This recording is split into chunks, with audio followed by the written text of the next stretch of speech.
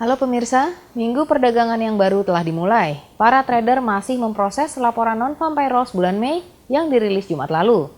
Namun mereka juga sedang mengantisipasi laporan ekonomi penting lainnya yang dijadwalkan rilis pada 10 Juni. Bagi Fed, data ini bahkan lebih penting daripada laporan NFP. Hasilnya, para trader memperhitungkan data minggu lalu dan laporan mendatang dalam memilih strategi yang tepat. Sentimen apa yang berlangsung hari ini di pasar saham? Mari kita cari tahu. Laporan non-farm payrolls menunjukkan bahwa perekonomian menambah sebanyak 390.000 lapangan kerja baru pada bulan Mei. Angka ini sedikit melampaui perkiraan sebesar 325.000 dan melampaui indikator bulan April sebesar 436.000. Laporan ini di satu sisi menunjukkan kenaikan stabil dan di sisi lain sedikit penurunan.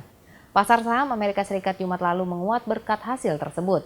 Namun komentar hawkish beberapa petinggi Fed mendorong saham turun, sehingga di pasar saham kembali ditutup di wilayah bearish. Para investor Wall Street telah memperhitungkan faktor kenaikan suku bunga sebanyak 50 basis poin pada bulan Juni dan Juli. Pertanyaannya adalah, apakah regulator akan mengambil langkah serupa pada bulan September? Data NFP yang kuat kemungkinan akan menjadi sinyal bagi Fed untuk tetap memperketat moneter guna mengendalikan lonjakan inflasi.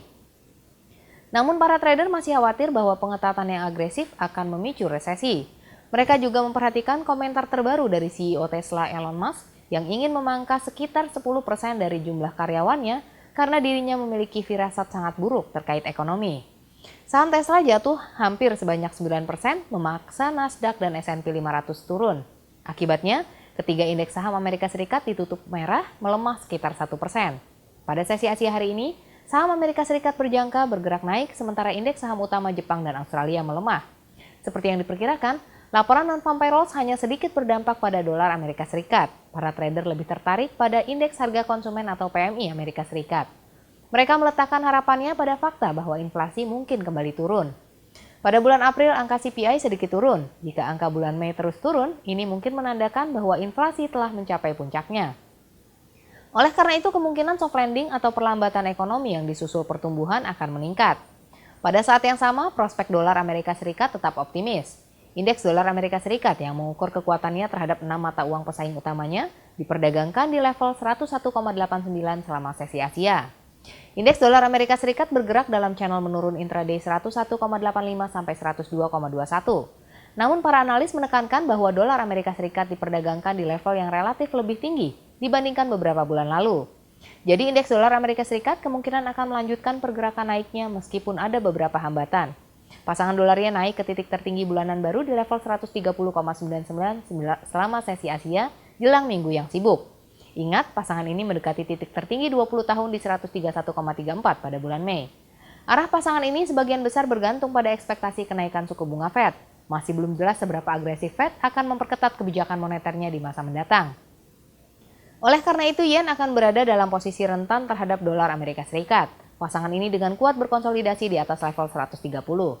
Namun dolar yen mungkin menguat ke level 135,35, level tertinggi siklus naik saat ini. Pasangan ini sedikit turun ke 130,74 di tengah konsolidasi greenback.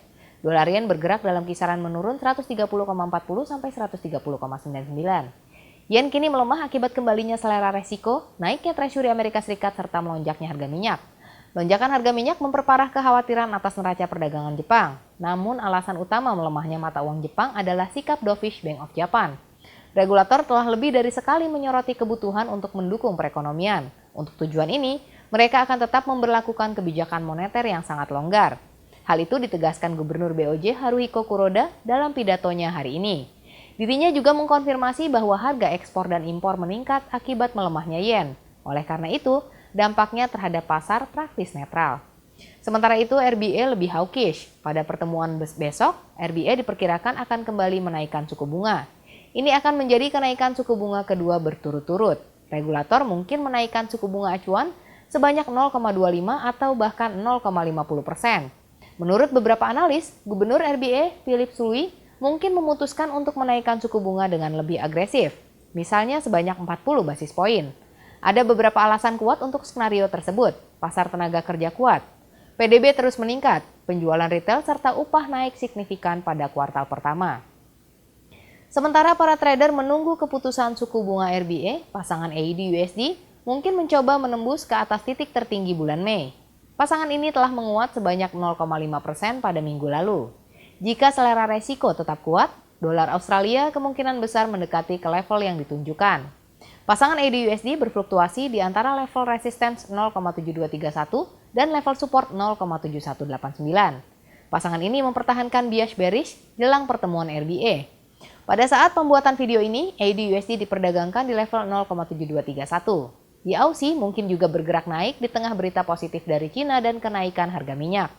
Kami berusaha memberikan berita pasar terbaru kepada Anda. Kami berharap rilis video kami membantu Anda membuka posisi yang menguntungkan. Ulasan video kami berikutnya akan tersedia dalam beberapa jam.